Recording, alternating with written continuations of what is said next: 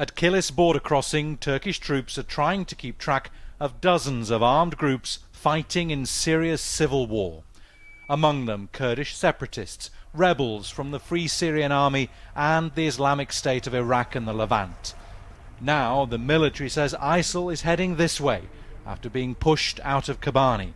We're just 60 kilometers north of Aleppo, an ISIL target.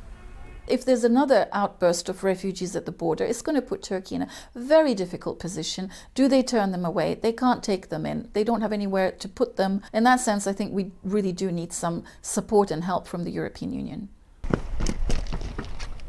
But in its eagerness to see the fall of President Bashar al-Assad's government, Turkey has been accused of ignoring the flow of foreign fighters crossing into Syria to join ISIL. Turkey says it's strengthened its once porous border. On the other side of this trench is Syria, and we've heard the sound of fighting in the distance. Turkey has essentially become this giant buffer zone, preventing the fallout from Syria's civil war reaching Europe, taking in refugees, trying to stop foreign fighters getting through. And there's a feeling in government here that the Europeans don't recognise the cost and effort involved in maintaining this buffer. Turkey has stepped up scrutiny of passengers arriving from overseas. Partly that's because of pressure from the EU and the US. Partly it's because Turkey now recognises there might be a threat to its own security. In order to eradicate this threat, it should have acted a lot quicker. So now we're really talking about damage limitation.